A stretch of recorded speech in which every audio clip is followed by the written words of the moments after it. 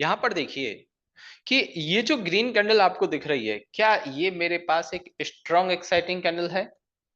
क्या इस green candle को मैं स्ट्रॉन्ग एक्साइटिंग कैंडल बोल सकता हूं? यस, ये मेरी एक स्ट्रॉन्ग एक्साइटिंग कैंडल है।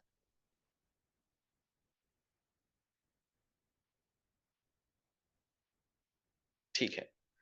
अब इससे पहले की जो ये दो तीन कैंडल हमें दिख रही हैं, लाइक एक तो ये वाली कैंडल हो गई, एक ये वाली कैंडल हो गई, और एक ये वाली कैंडल हो गई। ये तीनों कैंडल क्या मैं एक बेस कैंडल बोल सकता हूं? तीनों कैंडल्स को क्या मैं बेस कैंडल बोल सकता हूं? यस। और उससे पहले कि ये जो ग्रीन कैंडल है, ये ग्रीन कैंडल एक नॉर्मल एक्साइटिंग कैंडल हो सकती है, जिसको मैं एक नॉर्मल एक्साइटिंग कैंडल बोलूं। Yes, normal exciting candle. ठीक है। यहां पर देखिए, इसमें ये जो ग्रीन कैंडल है, क्या ये मेरी एक्साइटिंग कैंडल है? एक्साइटिंग कैंडल है, बिल्कुल। उससे पहले की जो ये दो कैंडल्स हैं, क्या ये दोनों कैंडल मेरे लिए एक बेस कैंडल है? मेरे लिए बिल्कुल बेस कैंडल है। और उससे पहले की रेड कैंडल क्या मेरे लिए एक्साइटिंग कैंडल है? बिल्कुल एक्साइटिंग कैंडल है। ठीक है। अभी मैं सिंपल सिंपल बता रहा हूं, थोड़े से कॉम्प्लिकेटेड एग्जांपल भी मैं बताऊंगा। जैसे आप ये देखें, ये 4 जून वाली कैंडल है, जिस दिन इलेक्शंस के रिजल्ट आ रहे थे। ये 4 जून वाली कैंडल आपको क्या लग रही है श्री सीमेंट में? क्या मैं इसको बेस कैंडल बोल सकता हूं? ये मेरे लिए कंप्लीटली बेस कैंडल है, क्योंकि क्लियर कट मुझे दिख रहा है बॉडी एरिया बहुत कम है और विक एरिया बहुत ही ज्यादा है। उसके ऊपर की ये दोनों जो कैंडल हैं, क्या ये दोनों कैंडल भी मेरे पास बेस की तरह ही हैं? दोनों ही कैंडल मेरे पास बेस की तरह है। और ये वाली कैंडल जो है, ये वाली जो कैंडल है, जहां पर अभी मेरा कर्सर आपको दिख रहा है, मैं वन प्रेस किया है, मैंने वन से ये सिंबल लेकर आया हूं। ये वाली कैंडल को भी क्या मैं बेस कैंडल मान सकता हूं? इस वाली कैंडल को भी आप बेस कैंडल कह सकते हैं। और उसके ऊपर ये वाली कैंडल जो है, क्या ये एक मेरी एक्साइटिंग कैंडल है? ये जो कैंडल है, ये मेरी कंप्लीटली एक्साइटिंग कैंडल है। और उसके बाद में ये वाली कैंडल, उसके बाद में ये वाली कैंडल बेस, और उसके बाद वाली ग्रीन कैंडल, ये नॉर्मल एक्साइटिंग है। ये वाली कैंडल जो है वो नॉर्मल है, नॉर्मल एक्साइटिंग। और उसके बाद जो ये वाला सर्कल है, ये वाली जो कैंडल्स आप देख रहे हो, क्या ये सभी कैंडल्स एक तरह से, ये सभी कैंडल्स एक तरह से मेरे पास बेस कैंडल है? ये सभी मेरे पास बेस कैंडल है। अब जहां पर मेरा कर्सर है इस रेड कैंडल पे, इस रेड कैंडल के बारे में आप लोग मुझे बताएं, आप में से कौन इसको एक्साइटिंग कह रहा है, कौन इसे बेस कह रहा है, वो बताइए। लिख दीजिए, मैं समझ जाऊंगा, मुझे जो बात समझानी है वो मैं समझा दूंगा। इस वाली कैंडल के बारे में।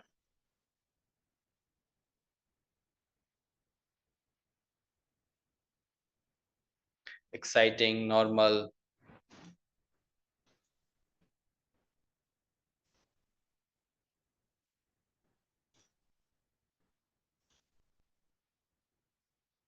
Exciting, normal, okay. ठीक है। ये वाली कैंडल को मैं बेस कैंडल बोल रहा हूं। ये वाली कैंडल को मैं बेस कैंडल बोल रहा हूं। अब कोई कहेगा सर, अकॉर्डिंग टू डेफिनेशन यहां पर body part is greater than wick part. Body part ज्यादा है, विक पार्ट कम है। डेफिनेशन तो यही कह रही ना, कि बॉडी पार्ट ज्यादा है और विक पार्ट जो है वो कम है। बट आप एक छोटी सी बात समझें, ये डेफिनेशन के अकॉर्डिंग, कि बॉडी पार्ट और विक पार्ट वाले डेफिनेशन के अकॉर्डिंग, तो ये बिल्कुल डेफिनेटली, उसके अकॉर्डिंग तो मैं डेफिनेटली कहूंगा कि ये वाला जो पार्ट है ना, ये मेरे पास एक्साइटिंग कैंडल ही है। बट एक बात को आप समझें कि इस प्राइस ने क्या इस कैंडल ने प्राइस को कहीं पहुंचाया है? क्या इस कैंडल ने प्राइस को कहीं पहुंचाया है? क्या इसकी रेंज वाकई में, जिसको हम एक्साइटिंग कैंडल कह देते हैं, क्या इसकी रेंज वाकई में वो एक्साइटिंग कैंडल कहलाने लायक है? एक्साइटिंग का मतलब क्या है? एक स्ट्रेंथ हो, स्ट्रेंथ वाली कैंडल हो, एक एक्सप्लोसिव कैंडल हो, प्राइस में कुछ डिफरेंस क्रिएट किया हो, प्राइस को या तो बहुत अच्छी तरह से ऊपर लेकर गई हो या फिर प्राइस को बहुत अच्छी तरह से नीचे लेकर गई हो। यही तो होगा ना। बट ऐसा इस कैंडल में कुछ भी नहीं है। तो ये वाली कैंडल जो 50% से ज्यादा बॉडी रखने वाली कैंडल भी मेरे लिए एक बेस कैंडल, इवन यहां से यहां तक जो आपको कैंडल दिख रही है ना, ये सारी कैंडल्स ही मेरे पास बेस कैंडल हैं। ये सभी कैंडल्स ही मेरे पास बेस कैंडल हैं।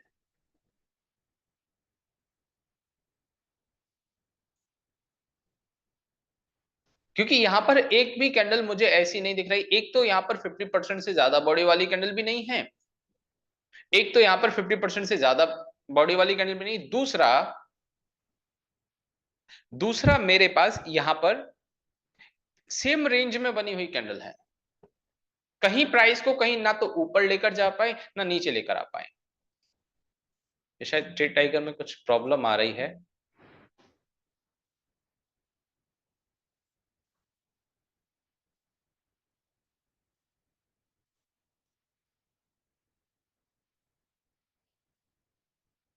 ओके, ये श्री सीमेंट में जो मैंने बताया वो समझ आ गया आपको? श्री सीमेंट में जो बताया है वो समझ आ गया?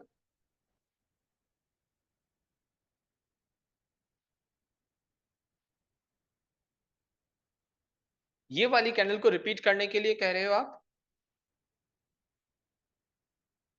ये वाली कैंडल को रिपीट करने के लिए कह रहे हैं, ठीक है। वापस बता रहा हूं, वापस बता रहा हूं, ये वाली जो कैंडल है ना, ये जो रेड कैंडल है, ये रेड कैंडल ने प्राइस में कोई डिफरेंस क्रिएट नहीं किया है सहबाज। डिफरेंस क्रिएट करने का मतलब क्या होता है कि ये आप मुझे बताइए, क्या प्रीवियस कोई ये जो कैंडल्स की आपको रेंज दिख रही है उसके बहुत ज्यादा नीचे या बहुत ज्यादा ऊपर प्राइस को लेकर जा पाई ये कैंडल? नहीं जा पाई ना। बस यही डिफरेंस हमें एक्चुअली चाहिए। और एक काम करते हैं, जरूरी थोड़ी ना हम रैमको सीमेंट में ही समझे, और दूसरे एग्जांपल पर समझ लेते हैं, दूसरा कोई स्टॉक देख लेते हैं। ये बायोकॉन ओपन कर लेते हैं। बायोकॉन देखिए, यहां पर ये जो अभी करंट कैंडल है, क्या ये कैंडल बेस है? जो आज की कैंडल जो बनी है वो बेस कैंडल में मान सकता हूं? बिल्कुल मान सकता है। और उसके पहले वाली कैंडल, क्या एक मेरे पास ग्रीन एक्साइटिंग कैंडल है? और ग्रीन एक्साइटिंग, वो भी अच्छी वाली ग्रीन एक्साइटिंग है, अच्छी वाली ग्रीन एक्साइटिंग। और उसके पहले ये एक नॉर्मल रेड एक्साइटिंग कैंडल मैं बोल सकता हूं, नॉर्मल रेड एक्साइटिंग। अब उस नॉर्मल रेड एक्साइटिंग से पहले की ये जो तीनों कैंडल्स हैं, 1 2 एंड 3, अब यहां पर आपके पास देखिए, एक्साइटिंग कैंडल और बेस कैंडल समझने के दो तरीके हैं।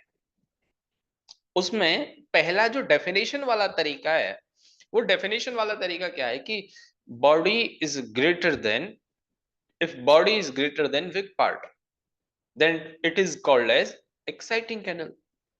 यदि बॉडी पार्ट विक पार्ट से ज्यादा है तो उसे हम एक्साइटिंग कैंडल बोलेंगे। और जस्ट इसका वाइस वर्सा है, जस्ट इसका अपोजिट है, कि यदि विक पार्ट ज्यादा है और बॉडी पार्ट कम है तो वो मेरी बेस कैंडल है।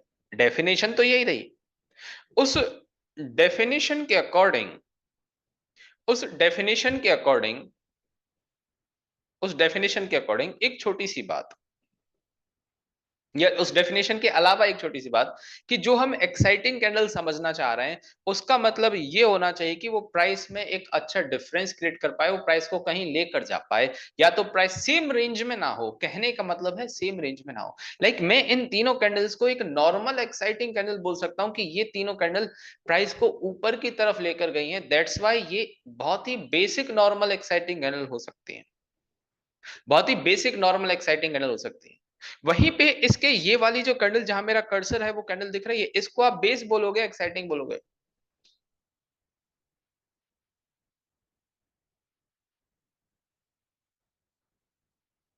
Shashank, leg in leg out बाद में बात करेंगे।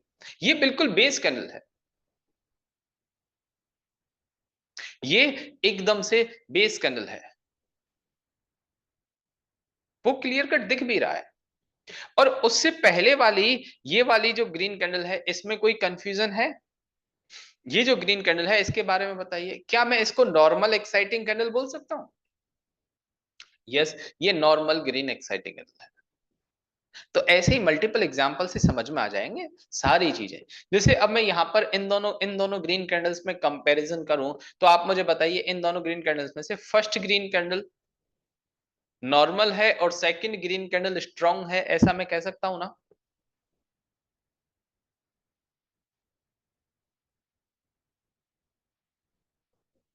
फर्स्ट ग्रीन कैंडल जो है वो नॉर्मल है और सेकंड ग्रीन कैंडल जो है वो एक्साइटिंग है, या मतलब normal first green candle normal exciting है और सेकंड कैंडल जो है स्ट्रांग एक्साइटिंग है।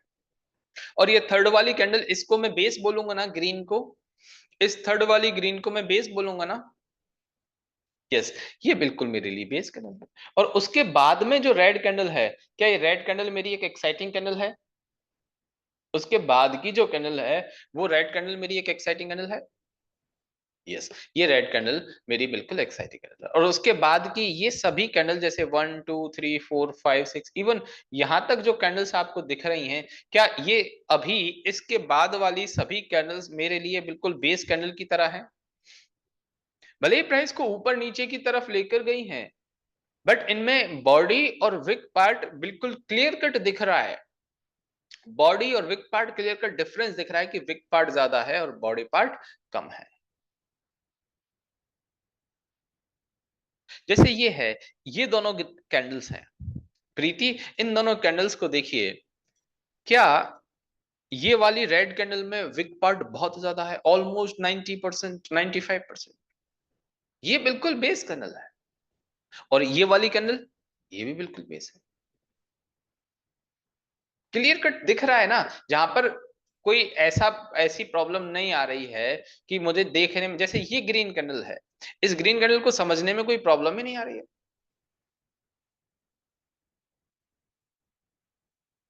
ये कंप्लीटली बेस कैंडल है। यहां पर ये सारी कैंडल्स जो हैं, यहां पर जहां मैं एक कर्सर को घुमा रहा हूं, ये सारी कैंडल्स, ये बिल्कुल सभी बेस कैंडल है ना? सभी बेस कैंडल है।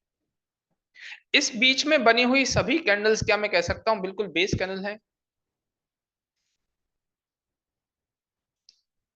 इवन ये जो ग्रीन कैंडल आप देख रहे हैं ना, ये ग्रीन कैंडल भी 50% से ज्यादा बॉडी होने के बाद भी, एक एक फैक्टर जोड़ लीजिए डेफिनेशन में, एक फैक्टर प्रैक्टिकल का जोड़ लीजिए।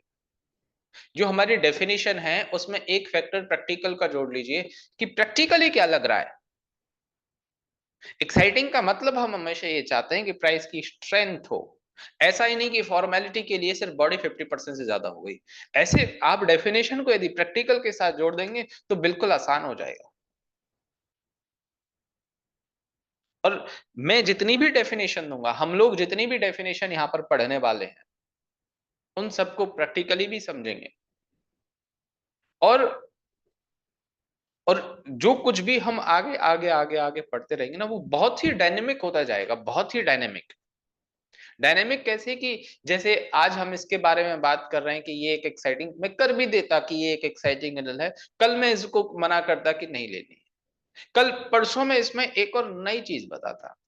क्योंकि स्टॉक मार्केट भी तो डायनेमिक है, स्टॉक मार्केट स्टैटिक नहीं है ना, स्टॉक मार्केट डायनेमिक है। डेली डेटा चेंज होते हैं, डेली नई नई कोई बातें सामने आती हैं, डेली नए नए पैटर्न बनते हैं, डेली नए नए तरीके आते हैं। जब मार्केट डायनेमिक है तो उस मार्केट की स्टडी भी तो डायनेमिक होनी चाहिए।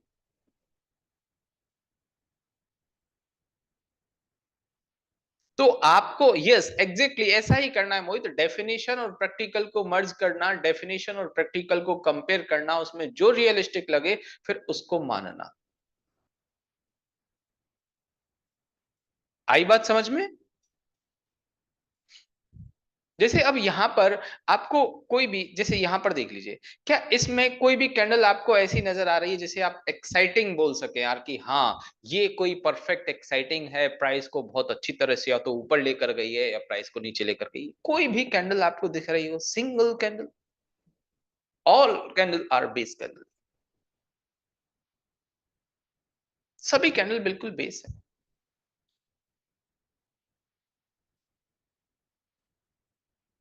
ये वाली कैंडल सुपर स्ट्रॉन्ग कैंडल बोल सकता हूं मैं?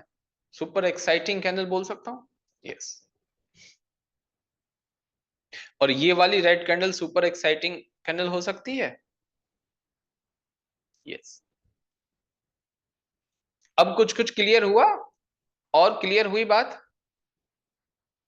जो फर्स्ट एग्जाम्पल से हम पढ़ रहे थे उसके बाद से ये जो एग्जाम्पल पर आए उसके बाद क्लियर हुआ? नहीं, लक्ष्य नहीं पढ़ने वाले।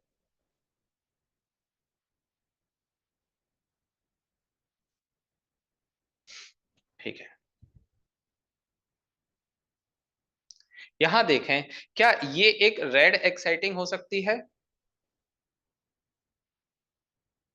क्या ये एक रेड एक्साइटिंग कैंडल हो सकती है? ये वाली रेड एक्साइटिंग की बात कर रहा हूं मैं, इस वाली कैंडल की।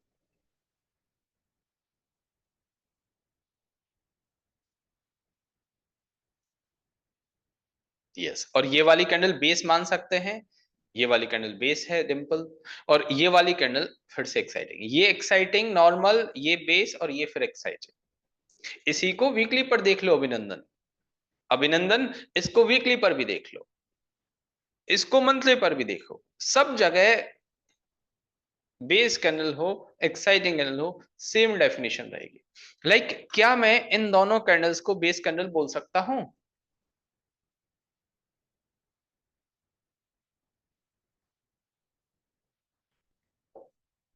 यस। बेस हैं दोनों की दोनों।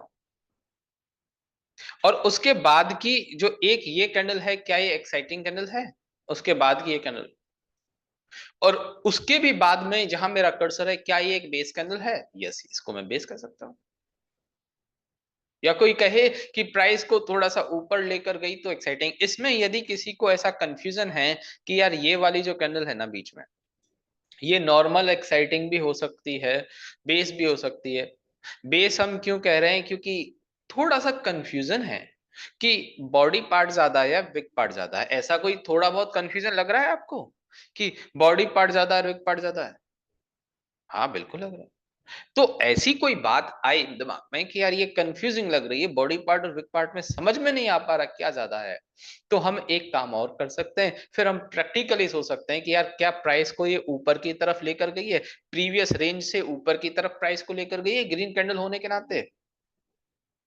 ग्रीन कैंडल का काम ही प्राइस को ऊपर लेकर जाना है, तो क्या ये ग्रीन कैंडल होने के हिसाब से प्राइस को ऊपर लेकर गई है? हाँ लेकर गई। तो इसको नॉर्मल एक्साइटिंग बोल दीजिए, कोई प्रॉब्लम नहीं।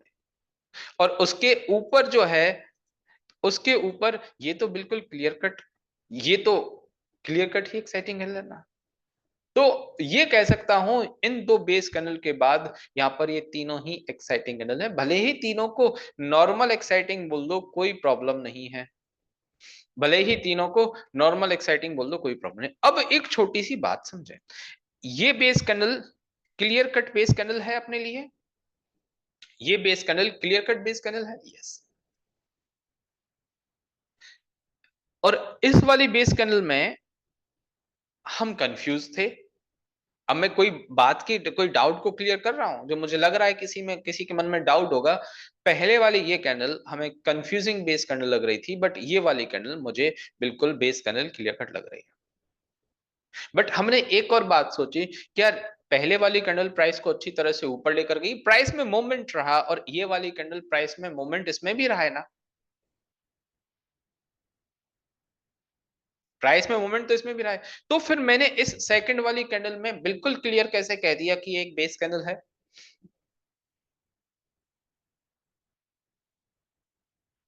बताइए। क्योंकि यहां बॉडी और विक को लेकर कोई कंफ्यूजन नहीं है, यहां बॉडी और विक को लेकर कंफ्यूजन नहीं है, यहां थोड़ा सा बॉडी और विक पार्ट को लेकर कंफ्यूजन था। दैट्स वाई मैं उस प्रैक्टिकल वे में गया कि यार ये प्राइस को कहीं लेकर गई या नहीं लेकर गई। और ये वाली जो सेकंड कैंडल है इसमें बॉडी और विक में कोई क्लियर कट डिफरेंस है, और उस क्लियर कट डिफरेंस से मुझे आइडिया हो रहा है कि यार ये कंप्लीटली बेस कैनल है। इसको कंपेयर करने की भी जरूरत नहीं है। स्वास्थ्य क्यों कंपेयर करने की क्यों जरूरत नहीं है? क्योंकि जब बॉडी और विक पार्ट का ही कंफ्यूजन खत्म हो गया तो ठीक है, दैट्स ऑल, कोई प्रॉब्लम नहीं है।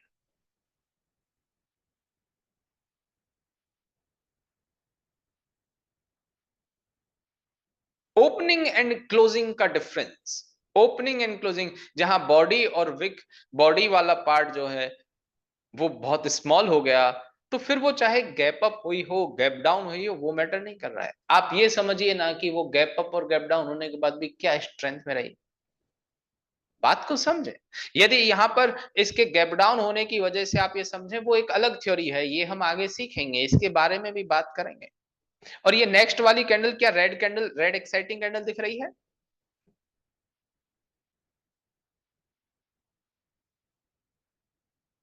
रोहित आ जाएगा, वो कोई भी, वो भी एग्जांपल रोहित। यस जोशफ, बिल्कुल।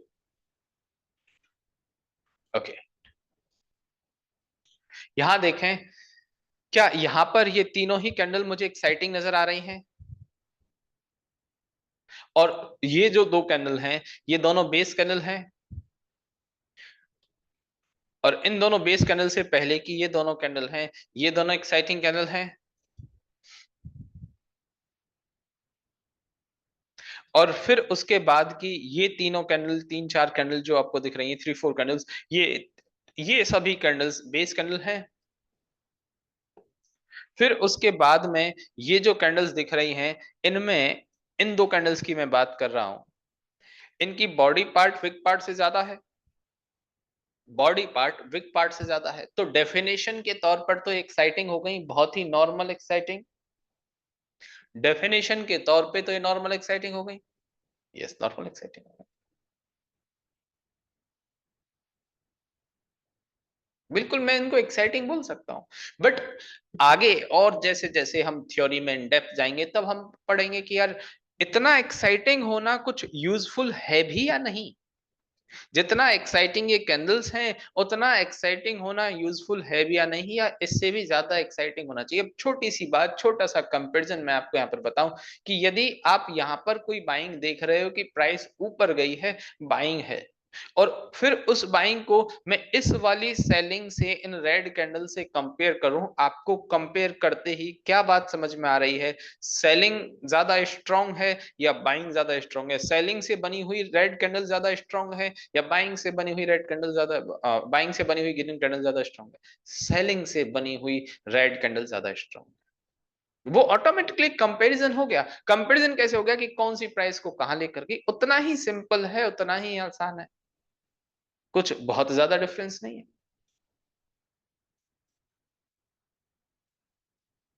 आई बात समझ में आप लोगों को? ये वीकली चार्ट हम पढ़ रहे थे, सेम मंथली पर होगा, सेम क्वार्टरली पर होगा। बेस कैंडल अभिनंदन चाहे वो एक्साइटिंग हो, बेस हो, चाहे वो किसी भी टाइम फ्रेम की हो, सबके लिए सेम कहानी होने वाली है। यस, दिख रहे हैं तो मुझे एक्चुअली क्या है, देखिए आप समझें बात को, मुझे मैसेजेस सभी के दिख रहे हैं, ऐसा कोई नहीं जिसके मैसेज नहीं दिख रहे हैं। बट एक तो मैं मैसेज पढ़कर रिप्लाई करके पर्टिकुलर कोई बात बोलूं उसमें बहुत टाइम जाएगा, और एक मैं अपने रिदम में समझाता रहूं, क्योंकि मुझे पता है किसके कौन से डाउट हो सकते हैं, मैंने पढ़ लिया, फिर उसके अकॉर्डिंग मैं अपने रिदम में समझा रहा हूं जिसमें सभी के डाउट क्लियर हो जाने, वो ज्यादा ठीक है।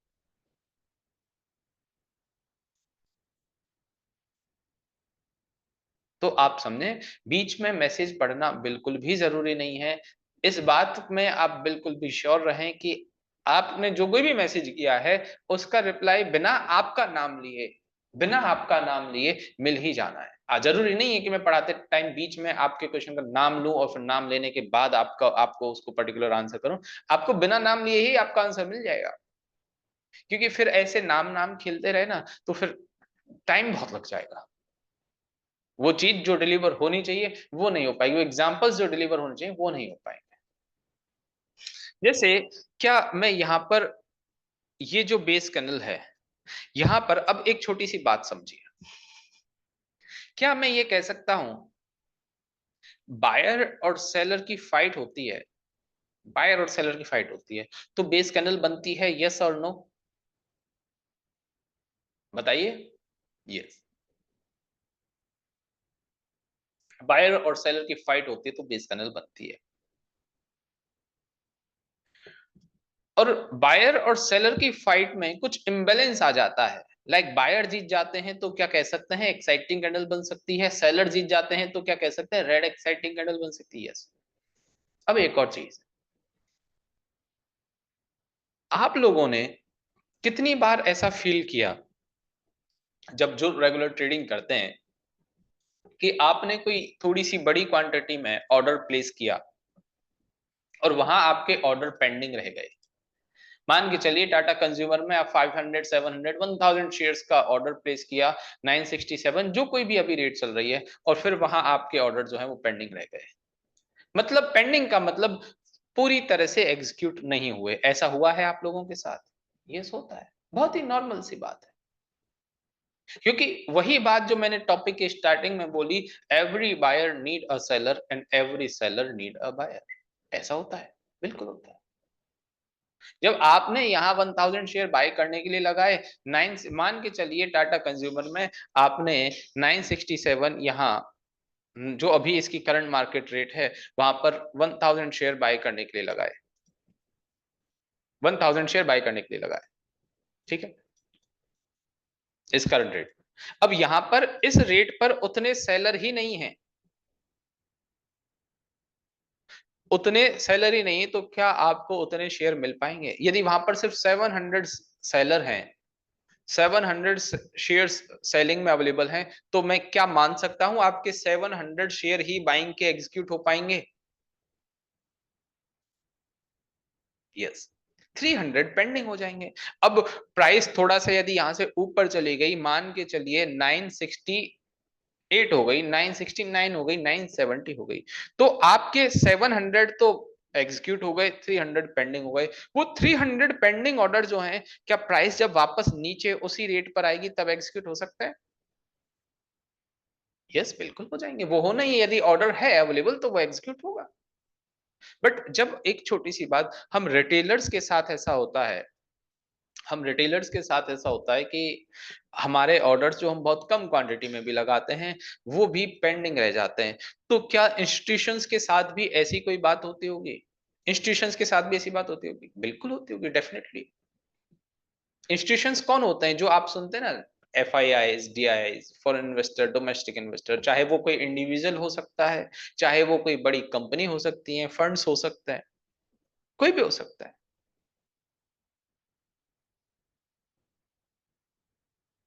कोई भी हो सकता है।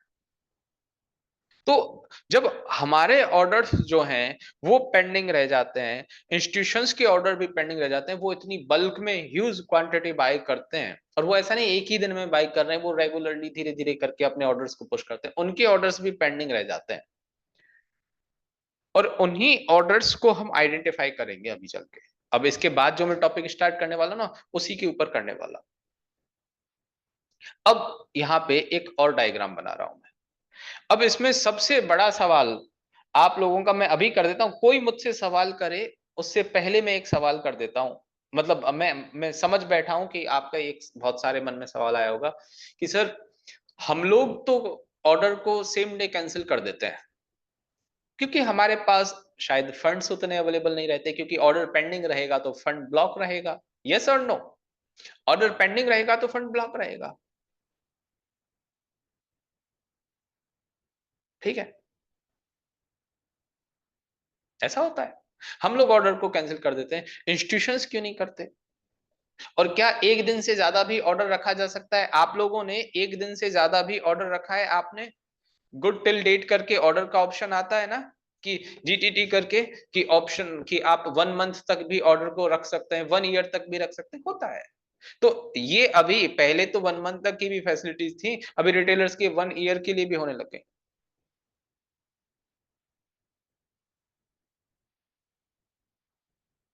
तो ये जो बात है ऑर्डर्स के पेंडिंग रहने की, वो हमारे ऊपर है। हम उनको रखना चाह रहे हैं तो रखेंगे, नहीं रखना चाह रहे तो नहीं रखेंगे। हमारे पास फंड्स की प्रॉब्लम है, पेशेंस की प्रॉब्लम है, ना जाने क्या क्या। इंस्टीट्यूशंस को ना फंड्स की कोई प्रॉब्लम है कि उनका फंड ब्लॉक होना है, उनके पास फंड तो हमेशा एक्सेस में ही पड़ा रहता है।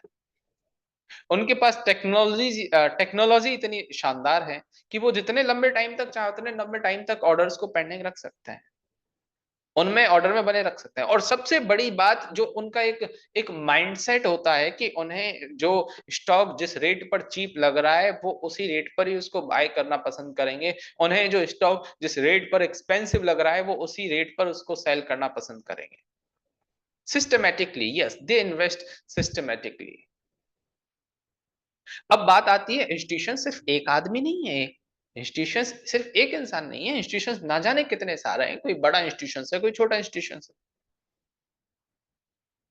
और सबकी अपनी अपनी अलग अलग सोच है, सबकी अपनी अपनी एक अलग अलग कैलकुलेशन है। और उन्हीं इंस्टीट्यूशंस की बाइंग और सेलिंग की वजह से मार्केट में फ्लक्चुएशन होना, डिमांड सप्लाई का आना, वो सब कुछ उसी वजह से होता है। और वो लोग बल्क में ऑर्डर्स की क्वांटिटी प्लेस करते हैं, तो उनके पेंडिंग ऑर्डर्स बल्क में रह जाने के पीछे भी यही रीजन है कि वो बल्क में ही ऑर्डर प्लेस कर रहे हैं, और बल्क में ऑर्डर आने की वजह से ही मार्केट में मूवमेंट होता है, स्टॉक्स में मूवमेंट होता है। तो ये बात कि उनके ऑर्डर्स कितने दिनों तक, आप रख लो अपने ऑर्डर को पेंडिंग, कोई प्रॉब्लम नहीं है। आपने पीएनबी को 92 पर लेना चाहा, मान के चलते हैं आपने पीएनबी को 100 पर लेना चाहा, या 95 पर आपने पीएनबी को लेना चाहा, आपने 10,000 शेयर यहां पर लगा दिए, बट 10,000 सारे शेयर आपके नहीं आए, सिर्फ 7,000 ही आ पाए। अब वो 3,000 आप उसी रेट पर चाहते हो तो उस ऑर्डर को वहीं पर रखा रखोगे ना, आप कैंसिल नहीं करोगे। यदि आपके पास पैसे की कोई प्रॉब्लम नहीं है तो ठीक है, कोई प्रॉब्लम नहीं है, फंड्स ब्लॉक रहे तो कोई प्रॉब्लम नहीं, और चाहिए मुझे 95 पे।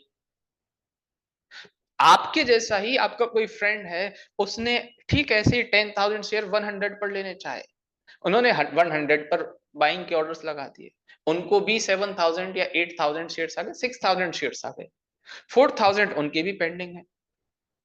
अब यदि उनके पास फंड्स की कोई प्रॉब्लम नहीं, वो ऑर्डर को पेंडिंग रहने देंगे, कोई बात नहीं, जब वापस प्राइस 100 आ जाएगी तब बाय कर लेंगे। तो आप दोनों जैसे अलग अलग इंडिविजुअल हुए, ठीक ऐसे इंस्टीट्यूशंस हैं वो भी अलग अलग हो सकते हैं। किसी को कोई रेट 95 पर अच्छी लग रही, किसी को 90 पर, किसी को 100, किसी को 110, किसी को 90, किसी को 80। अब वो आगे हमारा काम है कि हम उस इंस्टीट्यूशन से हमें कोई मतलब नहीं है, हमें जो सीखना है, हमें जो देखना है, वो सब इन कैंडल्स के फॉर्मेशन में देखना है। जहां पर ज्यादा अच्छी कैंडल का फॉर्मेशन है, क्या मैं कह सकता हूं वहां पर अच्छी बाइंग या सेलिंग रही होगी, यस और नो? जहां पर सुपर एक्साइटिंग कैंडल्स बनी हुई हैं, क्या मैं उसमें कह सकता हूं कि वहां पे ज्यादा अच्छी कैंडल्स बनी है, वहां ज्यादा अच्छी बाइंग होगी, ज्यादा अच्छी सेलिंग होगी, वहां लोग उस प्राइस के लिए अट्रैक्टेड हैं? एग्जैक्टली वही सारे पॉइंट्स हम देखने वाले हैं। अब जो टाइमिंग की बात है कि कितने टाइम तक उनके ऑर्डर्स रहते हैं, ये सवाल को आप बिल्कुल अपने मन से ऐसे निकाल दो जैसे इसका जवाब मिलने ही वाला है, विद प्रूफ मिलेगा। ऐसे मैं कह दूं 1 साल, 2 साल, 3 साल, 5 साल, 10 साल, ऐसा नहीं। मैं एग्जाम्पल्स बताऊंगा आपको, एग्जाम्पल से आपको सारी कहानी समझ में आने लगेगी कि कोई पेंडिंग ऑर्डर 2 साल पुराना भी चल गया, हो सकता है 1 साल पुराना ब्रेक भी हो गया कोई एरिया, हो सकता है 10 साल पुराना भी चल गया, हो सकता है 5 साल पुराना ब्रेक हो गया। वो सब कुछ उस एरिया, उस जोन की क्वालिटी के ऊपर डिपेंड करेगा, और वो हमारी अंडरस्टैंडिंग के ऊपर डिपेंड करेगा कि हम उसको किस तरह से समझ पा रहे हैं। आई कुछ कुछ बात ये समझ में आपको?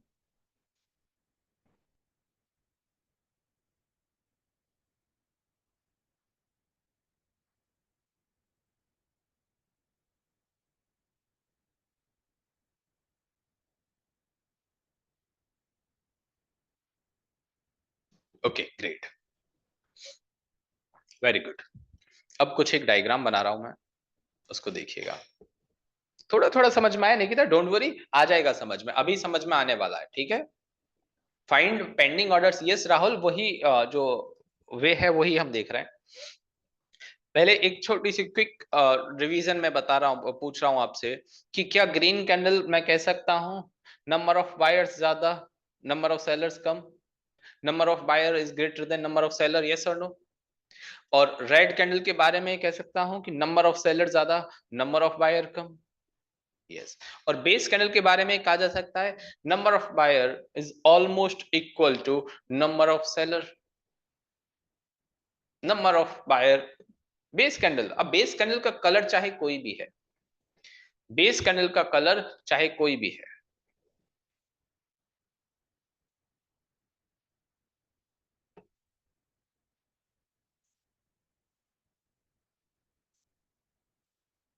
यहां पे ये मैंने बेस कैंडल बनाई है, ठीक है।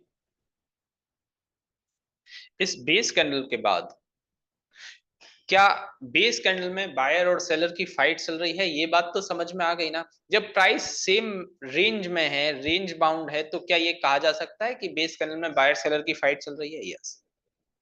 अब उस बायर सेलर की फाइट के बाद यदि प्राइस में अच्छा खासा अप मूवमेंट आता है, तो क्या उस अप मूवमेंट को देखकर मैं ये कह सकता हूं कि यहां पर बायर जीत गए? जब बेस कैंडल में जितने बायर आ रहे, बेस कैंडल बनी ही क्यों? जहां बायर और सेलर थोड़े बैलेंस्ड थे, उस वजह से बेस कैंडल फाइट चल रही थी, प्राइस सेम रेंज में रह रही थी। बट जैसे ही बायर सेलर की फाइट कुछ खत्म हुई और एक ग्रीन एक्साइटिंग कैंडल बनी, तो उस ग्रीन एक्साइटिंग कैंडल बनने का मतलब क्या मैं ये कह सकता हूं, ग्रीन एक्साइटिंग कैंडल बनने का मतलब क्या मैं ये कह सकता हूं कि यहां पर बायर्स जो हैं वो जीते हैं? यस और नो? बायर्स जीते हैं, यहां पर बायर्स जीते हैं। और बायर जीते हैं, तो एक छोटी सी बात और मुझे बता दीजिए, जो मैंने शुरुआत में बोली थी, जो एक छोटी सी बात और मुझे बता दीजिए जो शुरुआत में बोली थी, क्या प्राइस इंबैलेंस हुई है? क्या प्राइस, ये ग्रीन कैंडल का मतलब ही यही हो गया ना, इंबैलेंस हुई है। और प्राइस यदि इंबैलेंस हुई है, और इंबैलेंस हमें ये बता रहा है, ग्रीन कैंडल का कलर हमें ये बता रहा है कि इंबैलेंस का मतलब कि बायर्स जीते हैं। इम्बैलेंस मुझे ये कहानी बता रहा है कि बायर्स जीते हैं, ग्रीन कैंडल से मुझे यही पता लग रहा है कि इम्बैलेंस होने का मतलब ये हो गया कि बायर जीते हैं सेलर का। तो यहां पर ये बात भी तय हो गई कि पेंडिंग ऑर्डर भी कुछ ना कुछ रह गए होंगे। यस और नो? क्या यहां पर एक फिर ये बात भी तय हो जाती है कि पेंडिंग ऑर्डर भी रह गए होंगे? यस, बिल्कुल पेंडिंग ऑर्डर भी रह गए। यदि प्राइस में इम्बैलेंस हुआ है तो डेफिनेटली पेंडिंग ऑर्डर रहे हैं, बायर्स ज्यादा आ गए, सेलर कम रह गए, तो जो ज्यादा बाइंग, बल्क में बाइंग अचानक से आई, जिस बाइंग के आने के प्रेशर की वजह से प्राइस ऊपर चली गई, जितने सेलर थे उतने एग्जीक्यूट हो गए, ठीक है, बट बाकी तो पेंडिंग रह गए। तो ये जो बेस एरिया जो होता है, ये जो बेस एरिया होता है, यही बेस एरिया में होते हैं हमारे पेंडिंग ऑर्डर्स। इस बेस एरिया में ही होते हैं हमारे पेंडिंग ऑर्डर।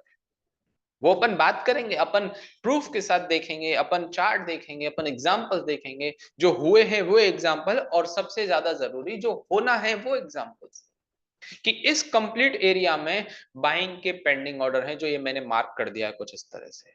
मान के चलिए यहाँ कोई 100 रुपीज प्राइस चल रही थी, ये कोई रेंज है 100 से लेकर 95 की रेंज है, यहाँ पर बायर सेलर की फाइट चल रही है, उसमें बायर जीते, बायर जीतने के बाद प्राइस अच्छी तरह से ऊपर गई, हमने जहां कहीं भी ऑर्डर लगा रखे थे, प्राइस यदि ऊपर से नीचे की तरफ आने लगेगी, तो क्या मैं ये कह सकता हूं कि ये जो पुराने पेंडिंग ऑर्डर हैं यहां पर आने के बाद प्राइस वापस से ऊपर की तरफ जाएगी?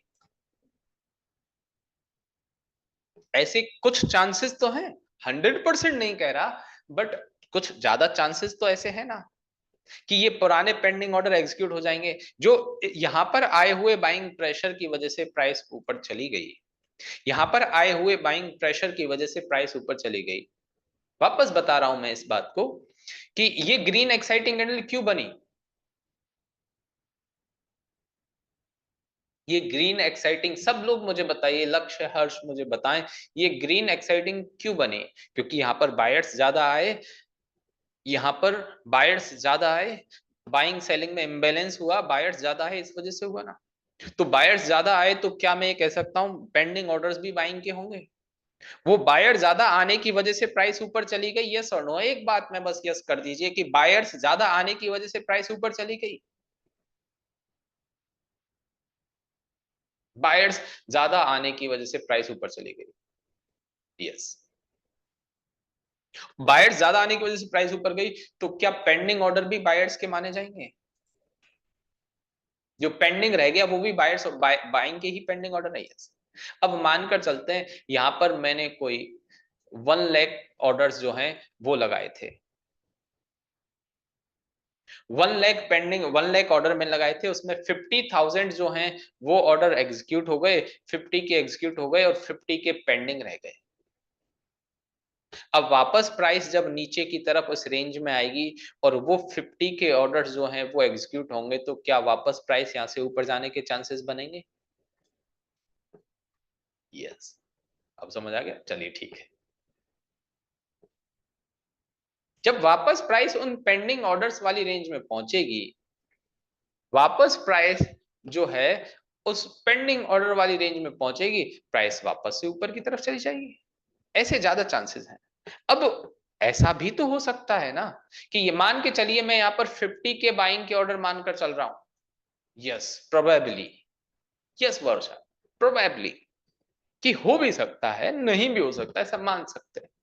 मान वो कैसे कि मान के चलिए 50 के यदि यहां पर पेंडिंग ऑर्डर्स हैं, आप सब लोग इस बात को सुनिए, यदि यहां पर 50,000 बाइंग के पेंडिंग ऑर्डर्स हैं, ऊपर से यदि 30 के 40 के आसपास सेलिंग आ रही है, तो क्या ये 50 के बायर्स वापस से जीत जाएंगे, प्राइस को ऊपर भेज देंगे? यस, बिल्कुल, क्योंकि यहां पर फिर बायर ज्यादा हो गए ना। वहीं पे प्राइस में ऊपर से सेलिंग आ रही है और 1 लाख की सेलिंग हो गई, 1 लाख सेलर आ रहे हैं, 80 के सेलर आ रहे हैं, तो क्या इन बाइंग के ऑर्डर्स को एग्जीक्यूट करते हुए इस रेंज को ब्रेक कर देंगे? तब इसको ब्रेक कर देंगे। अब इस ब्रेक करने वाली कहानी में आप दो बातें समझें। जो बात गुलाम कह रहे हैं कि क्या पता ऑर्डर कैंसिल कर दिए हों, अभी इस मिथ को भी दिमाग में लेकर चलो। अभी इस मिथ को भी दिमाग में लेकर चलो, क्या पता ऑर्डर कैंसिल हो जाए, वो मैं बता दूंगा आगे चलो। दूसरा ये फैक्ट लेकर चलो साथ कि प्राइस में ऊपर से सेलिंग ज्यादा आई, दैट्स वाई ये बाइंग का एरिया जो है वो ब्रेक हो गया। नंबर्स हम आइडेंटिफाई नहीं कर सकते, सिर्फ और सिर्फ जोन की स्ट्रेंथ, कैंडल की स्ट्रेंथ को देखकर आइडिया लगा सकते हैं कि इसमें कितनी स्ट्रेंथ रही होगी, उसी से आइडिया लगाते हैं। और एग्जैक्टली ऐसा ही होता है सेलिंग के साथ। सेलिंग के साथ वो कैसे होता है वो देख लीजिए। यहां पर ये मानकर चलिए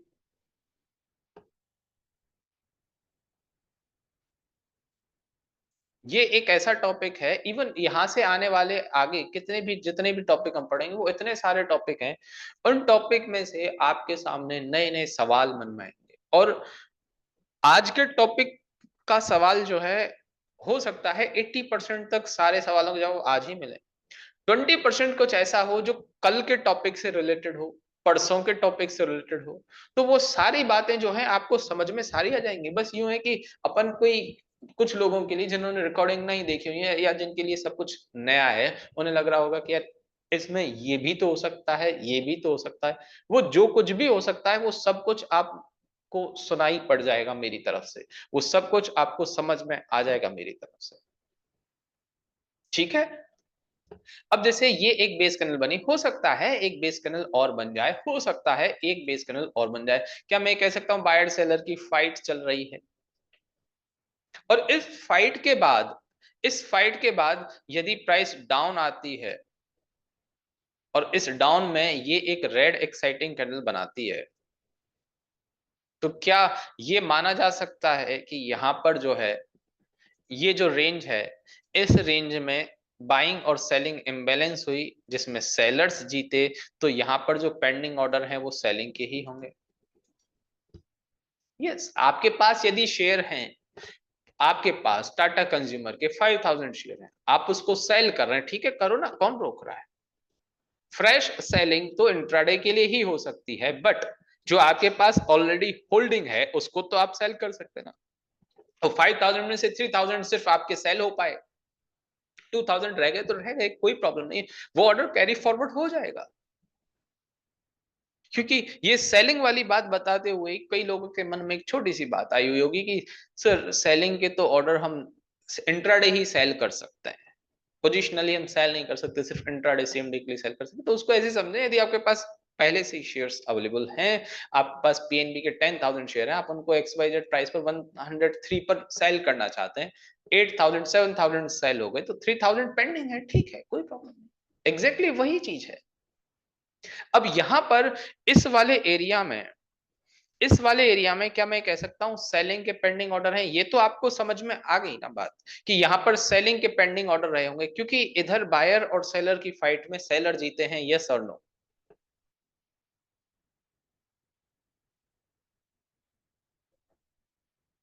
इधर बायर और सेलर की फाइट में सेलर जीते हैं,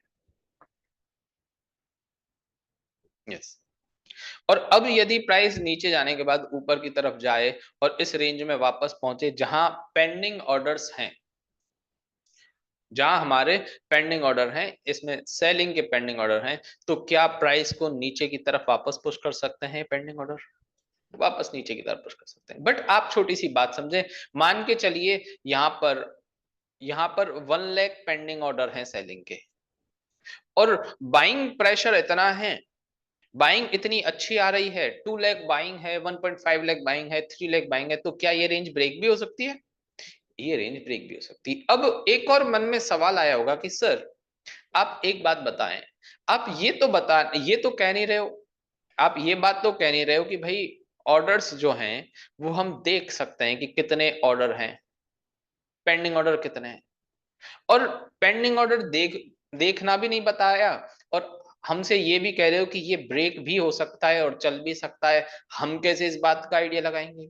और आप ये भी कह रहे हो कि ज्यादा नंबर में बाइंग आ रही होगी तो ब्रेक हो जाएगा, कम नंबर में बाइंग आ रही होगी तो चल जाएगा। इस बात को लेकर मन में ख्याल आया होगा ना, कि ये जब नंबर हमें पता नहीं लग रहा है तो हम आइडिया कैसे लगाएंगे? ये सब आइडिया हम जोन की स्ट्रेंथ से लगाएंगे। जैसे थोड़ी देर पहले जो एग्जाम्पल हम देख रहे थे, थोड़ी देर पहले जो हम एग्जाम्पल देख रहे थे, उस एग्जाम्पल में यही तो था, उस एग्जाम्पल में यही तो था ना, कि वहां पे हमारे पास कंपेयर करने के लिए दो एरियाज थे। कौन सा स्टॉक था?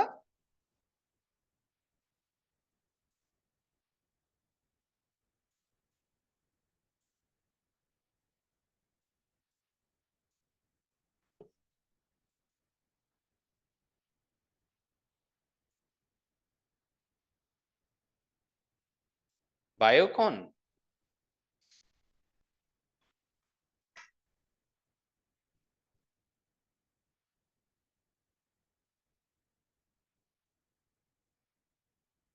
विप्रो? ओके, एक सेकंड देखता है।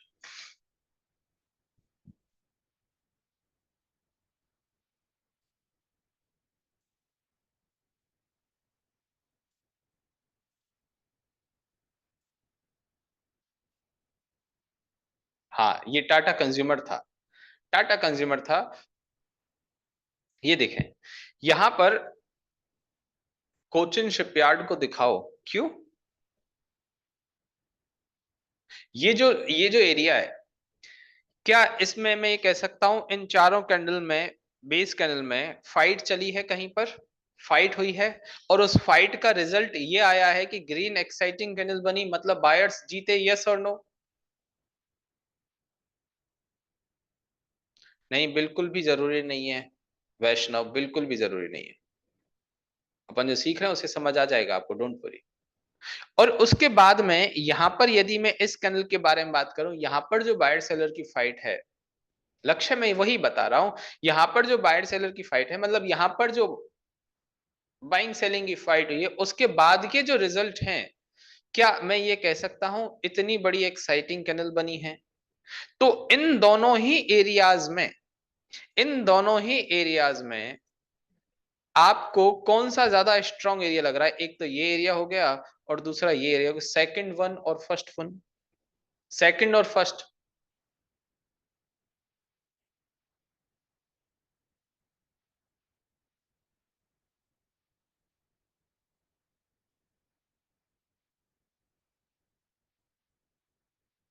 बताइए। ऊपर वाला, वो ऊपर वाला कैसे हमें पता लगा? कैंडल की स्ट्रेंथ को देखकर ही पता लग गया ना, कैंडल की स्ट्रेंथ को देखकर। तो ऐसे ही हमें कैंडल की स्ट्रेंथ को देखकर ही आइडिया हो जाएगा, डोंट वरी। इवन प्राइस किस तरह से इस एरिया को अप्रोच कर रही है, सेलिंग किस तरह से आ रही है, न्यू बाइंग किस तरह से आ रही है, वो सब कुछ पता चल जाएगा। एक बात और डेफिनेशन के तौर पर आप समझ लीजिए कि हम किसी को भी फ्रेश बाइंग और फ्रेश सेलिंग करने से नहीं रोक सकते, ये बिल्कुल यूनिवर्सल बात है। क्या आप किसी को भी बाइंग सेलिंग से रोक सकते हैं? मेरा सुबह मन हुआ कि मुझे XYZ स्टॉक के इतने शेयर खरीदने हैं, तो मैं खरीदूंगा, यदि मेरे पास फंड्स है तो, मेरे पास पैसा है तो वी कांट स्टॉप एनीवन। हम किसी को बाइंग सेलिंग से नहीं रोक सकते। तो यदि ऐसा कुछ है कि भाई ये एरिया में पेंडिंग ऑर्डर्स हैं और फिर अचानक से सेलिंग आ जाए यहां पर, तो इसके ब्रेक होने के भी चांसेस बन जाएंगे। ये एरिया में सेलिंग के पेंडिंग ऑर्डर है, अचानक से प्राइस में यहां पर बाइंग आ जाएगी, तो इस एरिया के भी ब्रेक होने के चांसेस बन जाएंगे।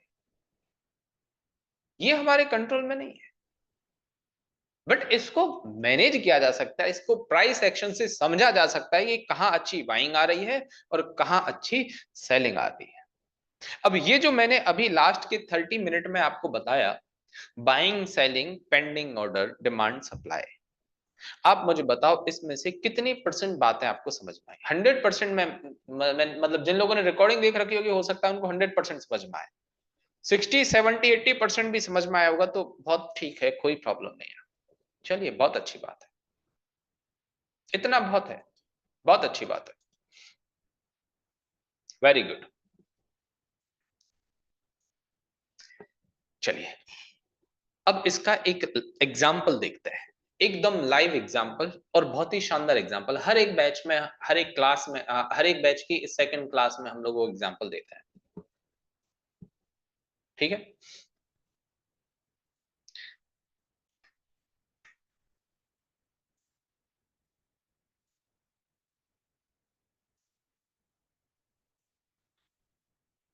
इससे आपके ये कैसे काम करते हैं पेंडिंग ऑर्डर्स, और कितने दिनों तक रह सकते हैं, ये दोनों चीजें कवर हो जाएंगी। ये एसबीआई का चार्ट है, ओके सक्षम, ये एसबीआई का चार्ट है और मंथली का चार्ट है, एक कैंडल 1 महीने की है, ठीक है। एक कैंडल 1 महीने की है, एसबीआई का चार्ट है। ऊपर डेट देखिए, क्या डेट है? फेब 2020, फेब 2014, 2014 का चार्ट है जहां पर मेरा कर्सर है।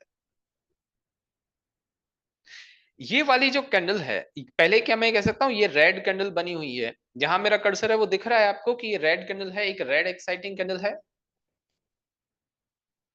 और ये रेड एक्साइटिंग कैंडल का मतलब क्या मैं सेलिंग मान सकता हूं कि प्राइस में यहां पर अच्छी खासी सेलिंग आई हुई होगी, पूरे महीने भर सेलिंग रही होगी, तब जाकर ये रेड एक्साइटिंग कैंडल बनी है? जैसे कि फिलहाल निफ्टी की लास्ट प्रीवियस मंथ की जो कैंडल है, अक्टूबर मंथ की, ठीक वैसे ही, ओके। उसके बाद,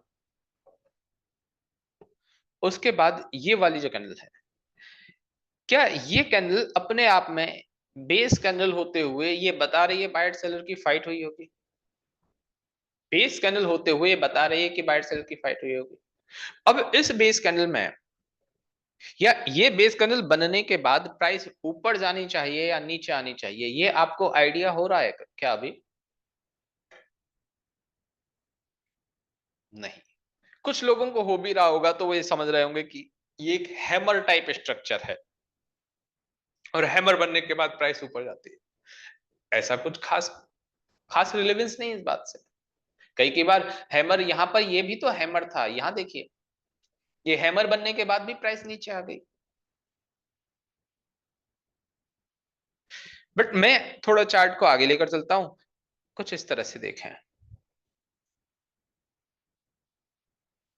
कि ये बायर सेलर की फाइट के बाद यदि ये कैंडल बनी, क्या अब ये वाली जो कैंडल है, क्या मैं ये कह सकता हूं ये एक ग्रीन एक्साइटिंग कैंडल बनी? मतलब ये जो बायर सेलर की फाइट यहां पर हुई है, बायर सेलर की फाइट यहां पर हुई है, उसका रिजल्ट ये आया कि ग्रीन एक्साइटिंग कैंडल बनी, प्राइस ऊपर गई, बायर्स जीते, बायर्स विन। तो यहां पर जो इस एरिया में जो ऑर्डर्स होंगे, क्या वो बाइंग के पेंडिंग ऑर्डर होंगे? इसको मैं कुछ इस तरह से मार्क कर रहा हूं, इस कंप्लीट रेंज को मार्क कर रहा हूं, ठीक है। दो हॉरिजॉन्टल लाइन से मैंने इसको मार्क कर लिया, इस कंप्लीट रेंज को। अब ये मंथली का चार्ट है, यहां पर बाइंग सेलिंग की फाइट चली, उसके बाद रिजल्ट ये आया कि प्राइस अच्छी तरह से ऊपर गई। बट उसके बाद की ये कैंडल भी देखता है, क्या ये कैंडल मुझे और ज्यादा स्ट्रॉन्ग मूव बता रही है? कि यहां पर जहां तक सिर्फ एक कैंडल तक की बात थी, तब तक मुझे ये था कि हाँ, अच्छी बाइंग आई होगी। आपको दिख रही है ना अच्छी बाइंग, क्योंकि एक्साइटिंग है, स्ट्रॉन्ग एक्साइटिंग कैंडल है। बट उसके बाद प्राइस में रैली कंटिन्यूअसली ऊपर रही, लगातार ग्रीन एक्साइटिंग कैंडल बनती रही। तब तो मैं ये कह सकता हूं ना, तब तो मैं ये कह सकता हूं ना कि यहां पर स्ट्रॉन्ग बाइंग आई होगी, वेरी स्ट्रॉन्ग बाइंग आई होगी। क्योंकि प्राइस लगातार ऊपर जाती रही है, कंटिन्यूअसली ऊपर जाती रही है। और इस कंटिन्यूअसली अप मूव में जो इसका शुरुआती पॉइंट है, जो इसका ओरिजिन पॉइंट है, वो ये है, शुरुआत बाइंग की यहां से हुई। डेफिनेटली इन कैंडल्स में भी थोड़ी थोड़ी बाइंग आई है, तभी ये ऊपर जाती गई है। बट इस कंप्लीट बाइंग की शुरुआत यहां से हुई, इसका ओरिजिन पॉइंट ये है। इन इन मंथली की कैंडल्स के बीच में क्या है, ये आगे के टॉपिक्स में कवर हो जाएगा, डोंट वरी। जब इनको ब्रेक डाउन करेंगे तब समझ आ जाएगा। बट अभी तो आप ये लॉजिक तो समझ पा रहे हो ना, कि प्राइस में ये बायर सेलर की फाइट के बाद यहां पर इस तरह से प्राइस ऊपर गई, फिर लगातार प्राइस ऊपर जाती रही। तो यहां पर मैं मानकर चलता हूं कुछ 2 CR के ऑर्डर्स आए होंगे, 2 करोड़ के ऑर्डर यहां पर आए होंगे, जिसमें से 1 CR एग्जीक्यूट हो गया और 1 CR यहां पर पेंडिंग रह गए।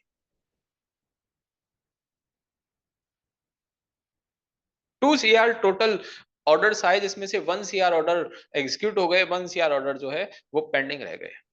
अब वो पेंडिंग ऑर्डर इस कंप्लीट रेंज में कहीं पर भी, कि ये कंप्लीट रेंज में कुछ इस तरह से मार्क कर रहा हूं, यहाँ 5 लाख हो, यहाँ 10 लाख हो, यहाँ 20 लाख हो, यहाँ हो सकता है 40 लाख हो। मैं, और ये 1 CR वाला जो नंबर है ना, मैं जस्ट अज्यूम कर रहा हूं, ये मेरी अजम्पशन है। मुझे उस 1 CR, 1 लाख, 10 लाख से कोई मतलब नहीं। मैं तो बस एक स्ट्रेंथ को नोटिफाई करवाना चाह रहा हूं, स्ट्रेंथ को नोटिस में लाने चाह रहा हूं दिव्या आपके, कि यार इतनी बड़ी स्ट्रेंथ है, इतनी बड़ी ग्रीन एक्साइटिंग कैंडल बनी है, बायर सेलर की फाइट का रिजल्ट इतना अच्छा आया है, तो डेफिनेटली यहां पर बहुत ह्यूज क्वांटिटी में बाइंग रही होगी। बस उतना, और कुछ नहीं। तो और वो ऑर्डर ऐसा नहीं कि ऊपर वाली जो थिक लाइन है वहां पर हो, या नीचे वाली थिक लाइन हो, वो ऑर्डर इस कंप्लीट रेंज में सभी जगह अवेलेबल होंगे। इस कंप्लीट रेंज में सभी जगह अवेलेबल होंगे। और यहां से प्राइस कब की बात है, ये 2014 की बात है। लगातार प्राइस ऊपर जाती रही, लगातार प्राइस ऊपर जाती रही, कुछ दिन यहां पर साइडवेज रही, फिर से लगातार ऊपर जाती रही, और ये 150 की रेंज से स्टॉक कहां पहुंच गया, 300। अब यहां पर ये तो पेंडिंग ऑर्डर वाली बात समझ में आ गई, एक्साइटिंग कैंडल वाली बात समझ में आ गई, बेस कैंडल वाली बात समझ में आ गई। अब एक नई साइकोलॉजी वाली कहानी शुरू हो रही है। वो साइकोलॉजी वाली क्या कहानी शुरू हो रही है, कि क्या आपको मैं एक बात बोलूं, कि एसबीआई का stock with in a year, मतलब मार्च 2014 से जैन 2015 तक, एक साल के अंदर 150 से 300 हो गया, डबल हो गया। एसबीआई के स्टॉक ने 2 गुना रिटर्न दिया है। इस तरह की यदि मैं आपसे बातें करूं, तो क्या आप एसबीआई के शेयर की तरफ अट्रैक्ट होंगे? क्या आपको लगेगा कि अब मुझे एसबीआई के शेयर को बाय करना चाहिए? यस और नो? यस। क्योंकि नॉर्मल ह्यूमन टेंडेंसी के अकॉर्डिंग लोगों को ये लगने लगता है, क्योंकि उनके सामने रियल डेटा दिखाया जाता है टीवी पर। कोई भी नया ट्रेडर होगा, एक बार को टीवी देखना जरूर पसंद करेगा, सीएनबीसी, जी बिजनेस, जो कोई भी टीवी चैनल अपने चलते हैं। किसी भी चीज के बारे में आर्टिकल्स पढ़ना स्टार्ट करेगा, अच्छी बात है, पढ़ना चाहिए, अच्छी बात है। बट आप ये समझें, ये जो आपको एक रियल डेटा बता रहा है, जो डेटा फेक नहीं है, रियल डेटा बताया जा रहा है कि 150 का स्टॉक 300 हो गया, और तब आप वहां पर उस बाइंग में इंटरेस्टेड हैं। तब वहां आप हाईएस्ट प्राइस पर बाइंग करने में इंटरेस्टेड हैं। वो इंटरेस्टेड एक्चुअली आप नहीं है, आपका इंटरेस्ट उसमें डेवलप किया जा रहा है, उसका इंटरेस्ट आप में डेवलप किया जा रहा है कि आप बाय करो। पता है क्यों? वही सेम बात कोट करूंगा जो पहले बोली थी, every buyer needs a seller and every seller needs a buyer. Institutions चाहते हैं कि हम लोग बाय करें, तभी तो वो सेल कर पाएंगे। इंस्टीट्यूशंस चाहते हैं कि हम लोग धीरे धीरे करके रिटेलर्स जो है वो बाय करें, तभी तो वो लोग सेल कर पाएंगे। और एग्जैक्टली हुआ भी ऐसे कि प्राइस कुछ टाइम बाद यहां से नीचे इस तरह से, और वो एक साल बाद वापस से प्राइस डाउन आ गई। Yes, every news is an advertisement. ये मैंने द इंटेलिजेंट इन्वेस्टर बुक की कोई लाइन कोट करी थी। यहां से प्राइस बहुत शानदार तरीके से नीचे आ गई। अब वापस से वही सेम कहानी हुई कि एक साल के अंदर स्टॉक 300 से लेकर 150 आ गया। एक साल के अंदर स्टॉक 300 से लेकर 150 आ गया। यहां पर मतलब अब वापस से एक नया डेटा और आपको बताना शुरू किया कि स्टॉक में आई मंदी, एसबीआई के निवेशकों का हुआ नुकसान, 300 से लेकर आया स्टॉक 150। इस तरह की चीजें हमारे सामने आ जाती हैं। फिर उसमें उसके रिजल्ट्स, उसके और प्रोजेक्ट्स अच्छे या बुरे, वो सब बातें हमारे सामने कहीं ना कहीं से निकाली जाती हैं। और लोग ये चाहते हैं, इंस्टीट्यूशंस ये चाहते हैं कि अब हम उसको सेल करना स्टार्ट कर दें। लक्ष्य अब हम लोग इंस्टीट्यूशंस चाहते हैं कि अब हम सेल करना स्टार्ट कर दें। क्यों? अब आप सब लोग मुझे बताइए कि इंस्टीट्यूशंस ऐसा क्यों चाहते हैं कि कोई भी प्राइस जब चीप हो जाए तो हम उसको सेल करना स्टार्ट कर दें, एक्सपेंसिव हो जाए तो हम बाय करना स्टार्ट कर दें। क्योंकि फिर वही बात, every buyer need a seller and every seller need a buyer. यदि हम सेल करना स्टार्ट नहीं करेंगे तो वो बाय करना कैसे स्टार्ट करेंगे? और जितने बड़े इंस्टीट्यूशंस, जितनी बड़ी जरूरत है, उतनी ही बड़ी न्यूज, आप ये समझ लीजिए। और यहां पर जब सबके 2016 में सुनने में आता था कि यार एसबीआई का शेयर 2 डिजिट में हो जाएगा, मतलब 100 से भी नीचे आ जाएगा, इस तरह से इंस्टीट्यूशंस, इस तरह से बातें चलती थी। क्या मैं ये कह सकता हूं कि यहां पर आफ्टर 2 ईयर कि ये एरिया तो बना फेब 2014 में, यहां पर प्राइस आती है फेब 2016 में, तो क्या ये वाले ऑर्डर्स, पेंडिंग ऑर्डर जो हैं, वो यहां पर एग्जीक्यूट हुए हैं? और देखिए प्राइस यहां पर आप रेंज को देखें, प्राइस डीप में आई है। ऐसा नहीं कि जस्ट ऊपर वाले एरिया को, ऊपर वाले पॉइंट को टच किया और वहीं से चली गई हो, नहीं, प्राइस बिल्कुल डीप में आई है। सेलिंग ठीक ठाक थी, अच्छी खासी सेलिंग थी, डीप में आती गई।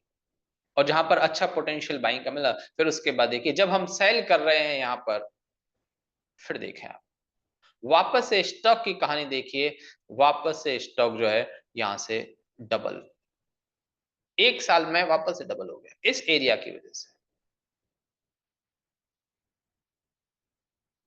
अब ये जो कहानी है, आप इसको अपनी रियल लाइफ से, नॉर्मल जनरल लाइफ से कनेक्ट करें। हाँ प्रमोद कह सकते हैं, अपनी रियल लाइफ से अभी जनरल लाइफ से कनेक्ट करें कि जब भी हम कोई गैजेट बाय करना चाहते हैं, तो क्या हम किसी सेल का वेट करते हैं, लाइक कि फ्लिपकार्ट अमेजन पर कोई सेल आएगी या कहीं से डिस्काउंट मिल जाएगा, ऐसा हम वेट करते हैं ना? बिल्कुल करते हैं, क्योंकि वो हम हमेशा चीप खरीदना चाहते हैं, सस्ता खरीदना चाहते हैं। कपड़े भी खरीदने जाते हैं तो हम ऑफ सीजन सेल का वेट करते हैं, क्योंकि हमें वो चीजें सस्ती चाहिए। हम घर के लिए कुछ सामान लेना चाहते हैं, डी मार्ट या रिलायंस मार्ट ऐसी जगह जाएंगे जहां पर वो चीज हमें डिस्काउंटेड रेट में मिले। मार्केट, शेयर मार्केट में लोग ऐसा नहीं करते, शेयर मार्केट में लोग एक्सपेंसिव को बाय करना पसंद करते हैं। और वो उनकी खुद की भी, पर यदि मैं बताऊं तो वो उनकी खुद की भी चॉइस नहीं है कि वो खुद एक्सपेंसिव बाय करना चाह रहे हैं। ये तो वो उनको शर्ट की नॉलेज हो सकती है, गैजेट की नॉलेज हो सकती है, कोई और ग्रोसरी आइटम की नॉलेज हो सकती है कि कौन कब कितना सस्ता है, कहां पर चीप मिल रहा है, कहां पर एक्सपेंसिव मिल रहा है। शेयर्स की नॉलेज नहीं, दैट्स वाई उनको लगता है कि जो महंगा हो गया मतलब और महंगा होगा, जो सस्ता हो गया मतलब और सस्ता हो गया, बस और कुछ भी नहीं है। इसके अलावा और कोई कहानी नहीं। अब अपन यही तो सब चीज सीखेंगे।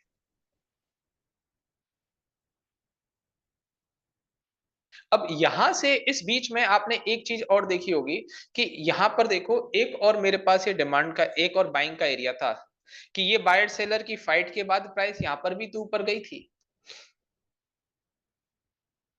सुमित। बाइंग सेलिंग की वजह से प्राइस ये बायर सेलर की फाइट की बाद जो बायर्स जीते, उस वजह से यहां पर ये एक एरिया बनाया। तो क्या सुमित जोशी मैं ये कह सकता हूं यहां पर भी बाइंग के ऑर्डर्स रहे होंगे अच्छे खासे? अब मैंने नहीं इस वाली कहानी के बारे में तो बता दिया, इसके बारे में क्यों नहीं बताया? क्योंकि ये ब्रेक हो गई नहीं। देखें, प्राइस इसमें आती है, प्राइस इसमें मार्च 2020 जैसे ये एरिया बना अक्टूबर 2014 में, ये प्राइस ने एंट्री कर दी 2015 में, मार्च 2015 में प्राइस आई भी है और उसमें अच्छा खासा ऊपर भी गई है यहां तक। फिर ऊपर जाने के बाद इस सप्लाई तक पहुंची है, फिर उसके बाद यहां से नीचे आना शुरू हो गई। कहानी ऐसे ही चलती है। अब बात ऐसी कि ये वाले एरिया ने, ऊपर वाला ये एरिया है, इसने तो प्राइस को जस्ट यहां से यहां तक पहुंचाया कि प्राइस 250 से 300 ही हो पाई।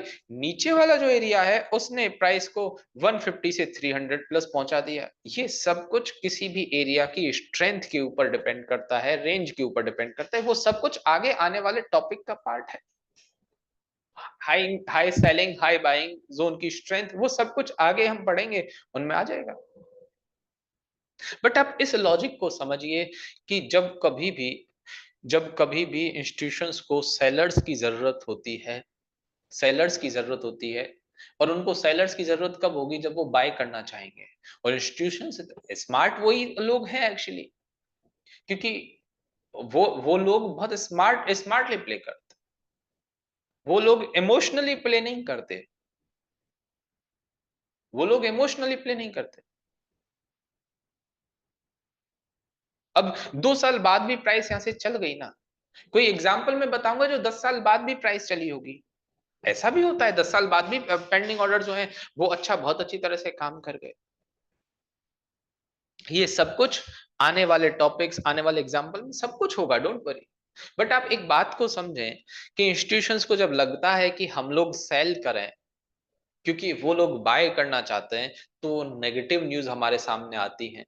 इंस्टीट्यूशंस को लगता है इंस्टीट्यूशंस को लगता है कि उन्हें बाय करना है, सॉरी उन्हें सेल करना है, तो वो ये चाहेंगे कि हम लोग बाय करें, रिटेलर्स बाय करें, तभी तो वो सेल कर पाएंगे, तभी तो वो प्रॉफिट बुक कर पाएंगे।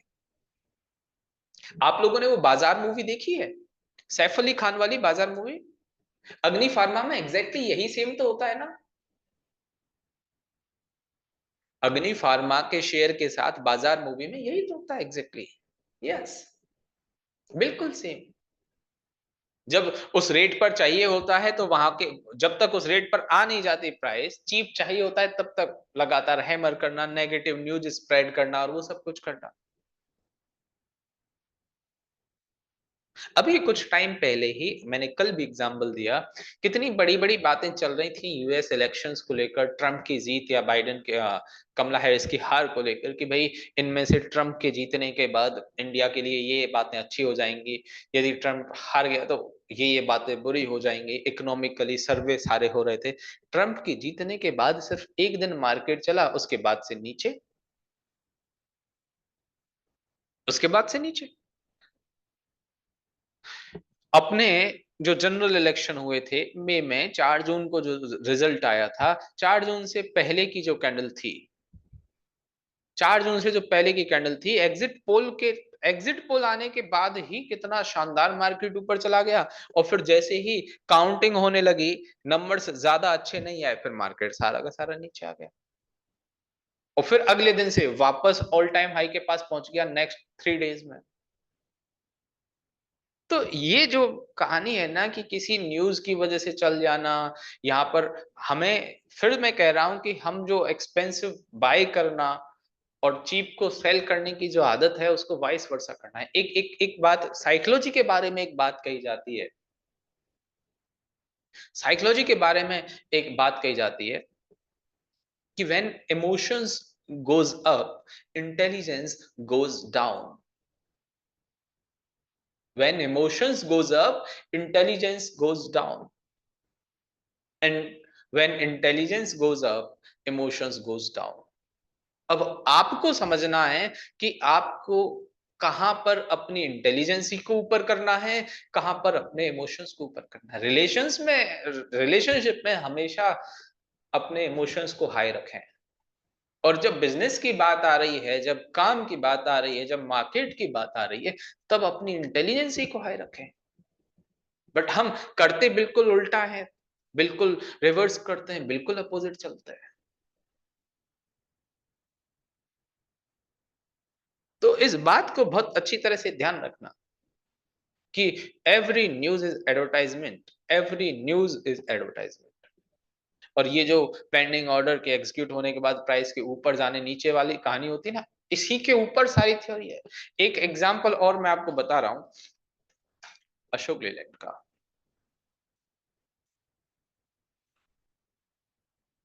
ये अशोक लेलैंड क्वार्टरली क्वार्टरली का चार्ट है, ठीक है। हाँ, इंटेलिजेंट पर्सन का भी लॉस, इंटेलिजेंट कोयल मुखर्जी कह रहे हैं सर, लेकिन इंटेलिजेंट पर्सन का भी तो लॉस हुआ है मार्केट से। सुपर इंटेलिजेंट पर्सन आइंस्टाइन का भी लॉस हुआ है स्टॉक मार्केट में। आप पढ़ लेना, आपको एक साइकोलॉजी ऑफ मनी करके बुक है, उसमें लॉस हुआ है। और कल भी मैं एक जो चार्ली मुंगेर, उनकी बात को कोट करके कही रहा था, ये आइंस्टाइन का लॉस हुआ मार्केट में। मैं उस तरह की, यदि उनकी इंटेलिजेंसी मार्केट के लिए होती, यदि उनकी इंटेलिजेंसी मार्केट के लिए होती, तो फिर ये बात जरूर गलत कोट हो जाती जो मैंने अभी कही। उनकी इंटेलिजेंसी कहां पर थी, वो समझे, बात को समझे, डिफरेंस समझे। A pilot can not run a train, कोई पायलट जो होता है वो ट्रेन को नहीं चला सकता।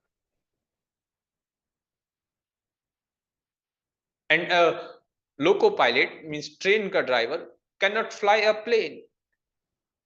जो लोको पायलट होगा, ट्रेन का ड्राइवर होगा, वो फ्लाइट को नहीं उड़ा सकता। सिंपल डिफरेंस समझना चाहिए, किसी भी बात को अंधी तरह से भी नहीं मान लेना चाहिए, ठीक है। ये अशोक लीलैंड का चार्ट है, क्वार्टरली, क्वार्टरली का चार्ट है। क्वार्टरली का मतलब हो गया 3 मंथ्स की एक कैंडल है। एक कैंडल जो है वो 3 मंथ्स की है। जैसे मैं यहां पर ये बात करूं आपसे कि ये वाली जो एरिया है, ये वाली जो कैंडल है, ये वाली जो कैंडल है ऊपर देखिए कब की है, सितंबर 2014, सितंबर 2014 ना। यस। अब उसमें बाइंग सेलिंग की फाइट हुई, बहुत बड़ी रेंज की ये कैंडल बनी। बट क्या इसकी बेस कैंडल और एक्साइटिंग कैंडल होने में किसी को भी कंफ्यूजन लग रहा है क्या?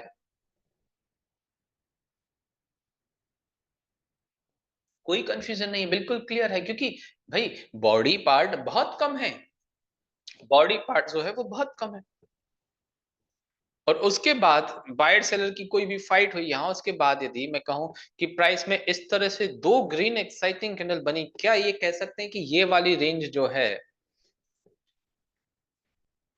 इस वाली रेंज को मैं मार्क कर रहा हूं, ये वाली जो रेंज है, यहां पर बायर्स जीते होंगे, अच्छी क्वांटिटी में बाइंग आई होगी, सुपर स्ट्रांग बाइंग आई होगी,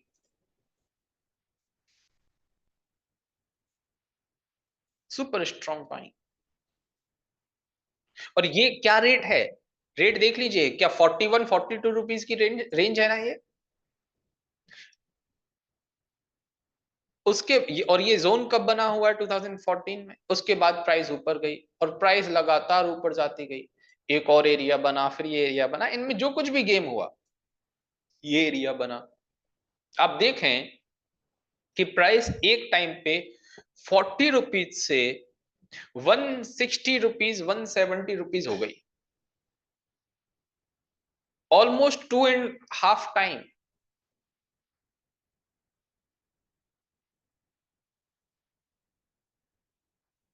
2.5 टाइम 4x, 4 टाइम हो गई ये प्राइस। कब से? सितंबर 2014 से यहां जून 2018 तक, मतलब विद इन 4 ईयर प्राइस 4 गुना हो गई, 4 साल में 4 गुना।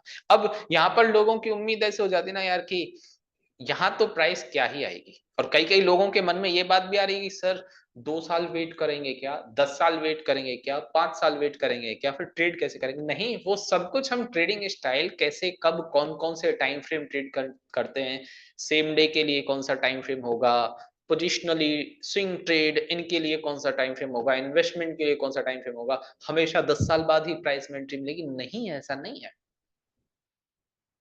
सब पता चलेगा।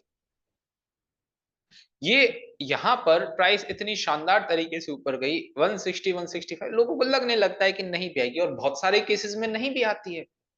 बट ये केस ऐसा था, आफ्टर 2018 प्राइस धीरे धीरे करके डाउन आने लगी, फिर कोविड जैसी चीज आई, और कोविड में ये इतनी शानदार सेलिंग।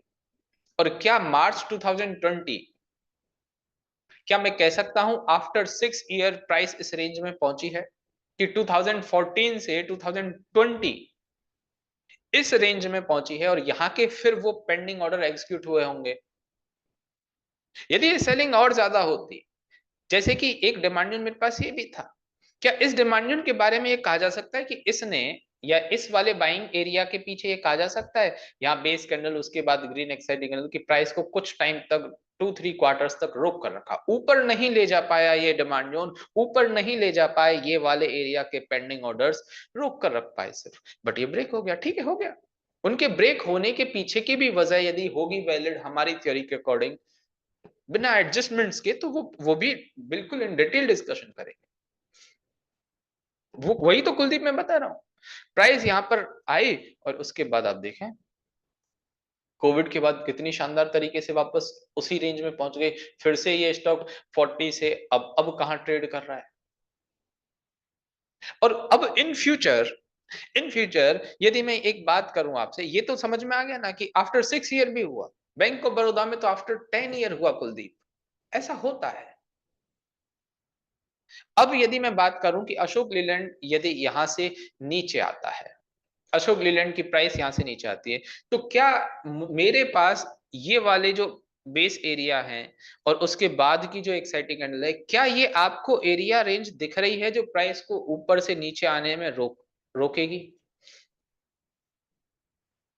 नंबर लक्ष्य, फिर मैं बात, मैंने कम से कम 20-30 बार ये कहा है कि मुझे नंबर से कोई मतलब नहीं है, मुझे कैंडल की स्ट्रेंथ से मतलब है लक्ष्य, कम से कम 20 से 30 बार बार बार मैं यही कह रहा हूं।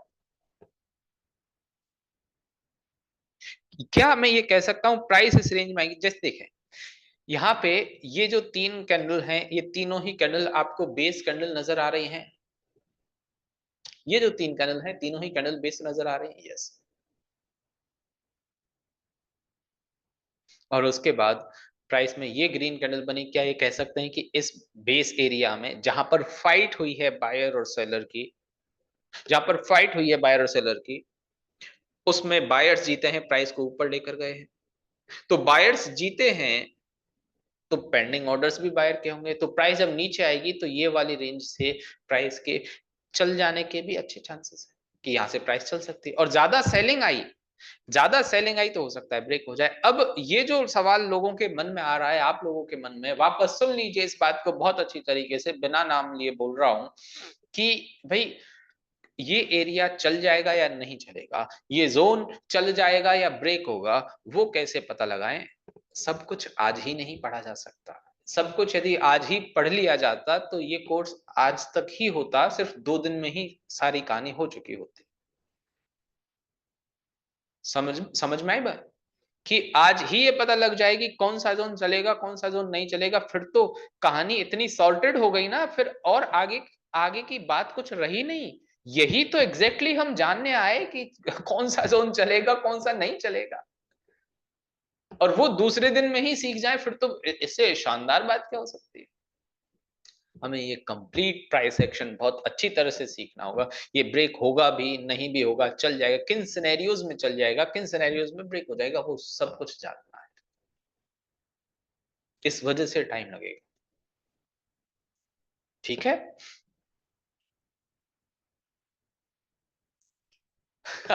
एग्जैक्टली मुखर्जी। चलिए, ये वाली जो मैंने बात बताई है आपको समझ में आ गई?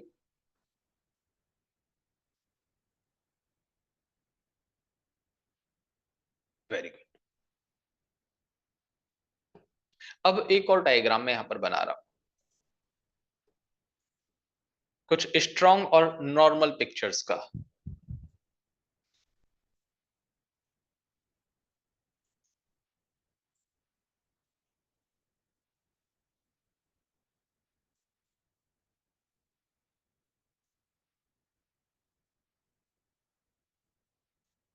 देखिए, अभी भी मुझे आइडिया है कि कुछ बातें, कुछ सवाल होंगे। यदि आपको 80% भी समझ में आ गया ना, तो मैं आपको गारंटी के साथ कह सकता हूं कि आने वाली क्लासेस में जो 20% रह गया है वो कल की क्लास में समझ में आ जाएगा। जो 20% रह भी गया है ना, वो कल की क्लास में समझ में आ जाएगा। और कल की क्लास में से जो कुछ भी 20% रह जाएगा, वो परसों की क्लास में समझ में आ जाएगा। तभी तो ये सारी चीजें एक दूसरे से इंटरलिंक करती हुई हैं। क्योंकि हो सकता है कई लोगों ने क्लास पहले से देखी हुई हो, तो उनके मन में उस देखी हुई क्लास के अकॉर्डिंग एडवांस क्वेश्चन आ रहा हो, या कई लोगों ने क्लासेस पहले से नहीं देखी हुई है, तब उनको फिर भी एडवांस आगे की बात जाननी हो। तो वो सब कुछ जो है ना अपन सीखेंगे, don't worry.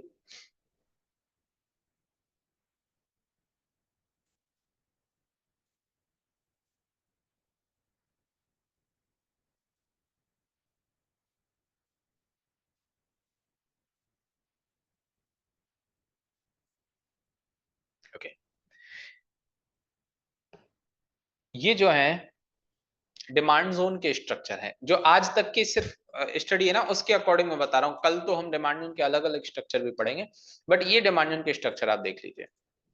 In demand zone के स्ट्रक्चर में यदि मैं बेस कैंडल में आई हुई बाइंग या बेस कैंडल में आए हुए पेंडिंग ऑर्डर्स के बारे में बात करूं, तो क्या मैं ये कह सकता हूं ये एक बिल्कुल ही नॉर्मल बाइंग है कंपैरेटिवली ये बाकी के दोनों स्ट्रक्चर के? यस और नो? और उसके बाद यदि इसकी बात करता हूं, ये मेरी स्ट्रांग बाइंग है सेकंड पिक्चर में। और फिर इसके बारे में बात करता हूं, क्या मैं कह सकता हूं ये मेरी वेरी स्ट्रांग बाइंग है? Normal buying, strong buying and very strong buying. अब ये नॉर्मल होना, स्ट्रांग होना, वेरी स्ट्रांग होना कैसे हुआ? किस बेसिस पे हुआ ये, इसका नॉर्मल होना, इसका स्ट्रांग होना, इसका वेरी स्ट्रांग होना? क्या मैं ये कह सकता हूं कि बेस कैंडल के बाद के रिजल्ट की बात की वजह से, कैंडल की स्ट्रेंथ की वजह से? ऐसा ही तो हुआ ना, कैंडल की स्ट्रेंथ की वजह से। यस। अब ठीक ऐसे ही सप्लाई जोन के केस में भी देखते हैं। Normal and strong, how to identify candle. देखिए अनिल कुमार, नॉर्मल कैंडल और एक्साइट स्ट्रांग कैंडल को आइडेंटिफाई करने के लिए हमें कंपैरिजन करना पड़ेगा। कंपैरिजन किससे करना पड़ेगा? आसपास की रेंज से, आसपास की कैंडल से। जैसे अभी मैंने ऊपर जो नॉर्मल बाइंग लिखी, ऊपर जो स्ट्रांग बाइंग लिखी, वेरी स्ट्रांग बाइंग लिखी, ये आपस में एक दूसरे का कंपैरिजन ही तो था। ये आपस में एक दूसरे का कंपैरिजन तो है कि जो स्ट्रांग बाइंग वाली कैंडल है वो नॉर्मल बाइंग से ज्यादा बड़ी है, वेरी स्ट्रांग बाइंग वाली कैंडल्स हैं वो स्ट्रांग बाइंग से ज्यादा बड़ी है। तो एग्जैक्टली वही तो चीज है ये, और क्या है। हमें आसपास की रेंज से, आसपास की कैंडल्स से कंपेयर करना होगा। अब जो बेस कैंडल है, देखिए एक्साइटिंग कैंडल का कलर तो बिल्कुल डेफिनेटली मैटर कर रहा है। एक्साइटिंग कैंडल का कलर तो डेफिनेटली मैटर कर रहा है, बट जो बेस कैंडल है, जो अपनी बेस कैंडल है, बेस कैंडल का कलर कुछ भी हो, बेस कैंडल का कलर कुछ भी हो, वो मैटर नहीं कर रहा। बेस कैंडल किसी भी कलर की हो, normal selling strong selling,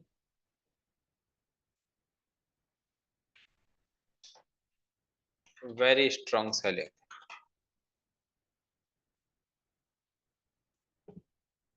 normal selling, strong selling and very strong selling. इस सेलिंग का भी आइडिया हमें कैसे लगा? क्या मैं कह सकता हूं ये जो रेंज है, एक्साइटिंग कैंडल की जो रेंज है, प्राइस कहां से कहां पहुंची, उसको देखकर ही हमें आइडिया हुआ है? यस, उसको देखकर ही हम आइडिया, जैसे आज हम निफ्टी की बात कर रहे हैं। निफ्टी में क्या मंथली का ये चार्ट मैंने ओपन किया, क्या मैं ये कह सकता हूं निफ्टी में यहां पर सेलिंग हो रही है अच्छी तरह से? मंथली की लास्ट जो अक्टूबर था, अक्टूबर में सेलिंग रही, नवंबर में भी सेलिंग हो रही है। अब जो मैंने आपको इस ड्राइंग में जो बताया था कि प्राइस पेंडिंग ऑर्डर वाले एरिया तक पहुंचती है तो मे भी वहां से रिएक्ट करे। फिर हमने एसबीआई, अशोक लेलैंड के एग्जांपल्स देखे थे, तो उस एग्जांपल के बिहाफ पर ये निफ्टी का जो मंथली चार्ट है, क्या यहां पर कोई भी पेंडिंग ऑर्डर वाला एरिया आपको ऐसा नजर आ रहा है? कोई एरिया ऐसा नहीं है, मतलब बहुत दूर दूर तक कोई एरिया नहीं है। क्वार्टरली चल लेते हैं, क्या क्वार्टरली पर कोई ऐसा एरिया नजर आ रहा है? यस, क्वार्टरली पर जरूर ये एक एरिया हो सकता है, ये वाला पॉइंट। क्या ये मैंने सही मार्किंग, सही एरिया को देखा है, सही एरिया यहाँ पर मार्क किया है? यस, यहाँ पर इस बेस के बाद ये रैली और ये शानदार ग्रीन कैंडल बनी हुई है। तो मतलब प्राइस यदि ऊपर से नीचे आएगी तो क्वार्टरली पर जो कोई पिक्चर है 22,500 के आसपास आकर रुकेगी। सही बात है, चलिए ठीक है। मंथली पर क्या ऐसी कोई पिक्चर है? मंथली पर ऐसी कोई पिक्चर नहीं थी। वीकली पर चलिए, अब मुझे आप वीकली की कोई पिक्चर बताएं। क्या वीकली पर ऐसी कोई पिक्चर नजर आ रही है जो प्राइस को ऊपर आने से, ऊपर से नीचे आने से रोक दे? एक, यदि लोग समझ पा रहे हो तो शायद इस वाली पिक्चर को कह रहे होंगे। लोग यदि बात कर रहे होंगे, दिमाग में कोई बात आई होगी तो इस वाली पिक्चर के बारे में आई होगी, इस वाली एरिया के बारे में, इस इतनी बड़ी कैंडल पर। ठीक है, इसको समझ लीजिए। ये आपके लिए एक एक्सरसाइज हो गई, ये आपके लिए एक एक्सरसाइज हो गई कि हाँ, ये यहां पर भी रुकेगी या नहीं रुकेगी, क्योंकि आज जो हम पढ़ रहे हैं डेफिनेटली कल भी इसके बारे में, परसों भी इसके बारे में, जब जब मौका मिलेगा तब तब इनके बारे में बात, आपस में बात करेंगे ही।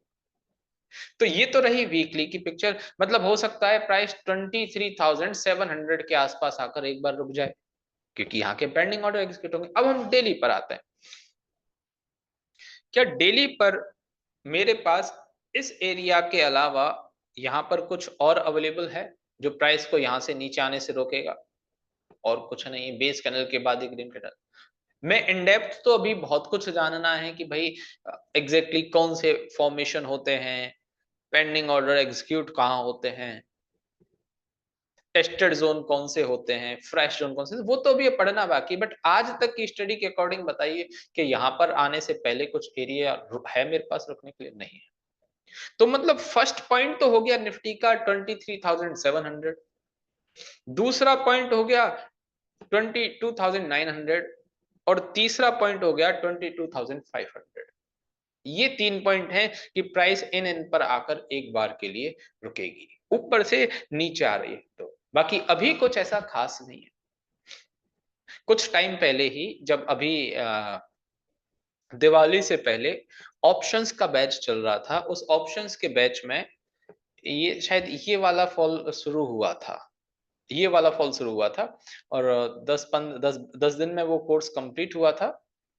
यहाँ से ये वाला फॉल, तब इस निफ्टी, बैंक निफ्टी की एनालिसिस करी थी जो कि 2.0 पर भी डाली थी। उसमें एक ये वाला एरिया था, इस वाले एरिया के बारे में कहा था कि यार ये वाला एरिया है जो प्राइस को रोकेगा। उसने रोका भी, हो सकता है यहाँ से ऊपर भी जाए और ये प्राइस को रोकेगा जरूर। उसने रोका भी, ऊपर नहीं जा पाई, बट प्राइस फाइनली यहाँ से ब्रेक हो गई। तो उस वीडियो में Nifty, bank Nifty, Sensex, Nifty Finserv, Nifty auto, pharma, IT, energy, metal, जितने भी सेक्टर थे उन सब की एनालिसिस करी थी और उस एनालिसिस से आइडिया निकाला था कि एक्चुअली मार्केट में क्या होने वाला है, और ऑलमोस्ट ठीक वैसा वैसा ही हो रहा है जैसा उसमें बताया गया था। अब आप ये मत सोचना कि सर हम वो वीडियो कहां से देख लें, हम